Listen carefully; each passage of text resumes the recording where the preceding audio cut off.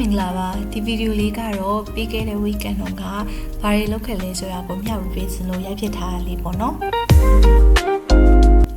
အရင်ဆုံးဈေးကိုသွားမယ်ဆိုပြီးတော့မိန်လမ်းမကြီးပေါ်ကနေသွားလို့ရှင်တော့ဈေးကိုခဏလေးနဲ့ရောက်ပေမဲ့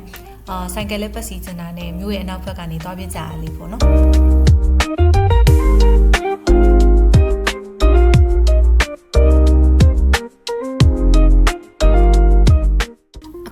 ခမောင်ထုံး local ဈေးမှာပါဒီဈေးကခမောင်ထုံးရဲ့အကြီးဆုံးဈေးတစ်ခုဖြစ်ပြီးတော့ဈေးုံတွေလည်းအများကြီးရှိတယ်ဗီဒီယိုထဲမှာတော့မရိုက်လိုက်ရအောင်ပေါ့နော်ဒီနိုင်ငံမှာအသားပဲဝယ်အသီးရွက်ပဲဝယ်အလေးချိန်ကိုကီလိုနဲ့ပဲချိန်ပြီးရောက်ပါတယ်ကမ္ဘောဒီးယားနိုင်ငံမှာ digital ငွေကြေးသုံးစွဲမှုများတာကြောင့်ဈေးထဲမှာလည်း QR code နဲ့ငွေချေလို့ရတဲ့ဆိုင်တော်တော်များများရှိပါတယ်နောက်ဗီဒီယိုတစ်ခုကြာမှဒီအကြောင်းကိုသေချာလေးပြမယ်နော်ဈေးကအပြန်ဘုန်းကြီးကျောင်းကိုဝင်ပါမယ်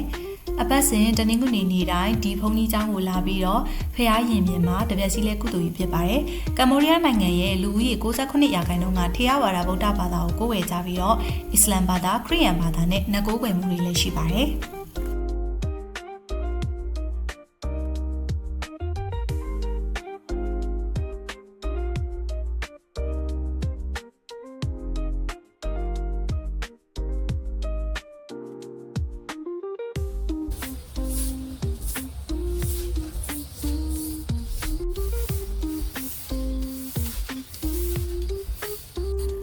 ကိုရီတပည့်စီလဲနေရတွေ့လို့လာဝိုင်းကူလုပ်ပေးတဲ့ဘုန်းကြီးကျောင်းသားလေးနဲ့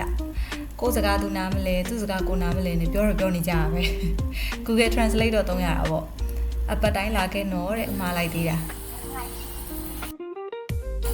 ကဲအခုတော့ပြန်ပါပြီအဆုံးထိကြည့်ပေးတဲ့အတွက်အများကြီးကျေးဇူးတင်ပါတယ်ရှင်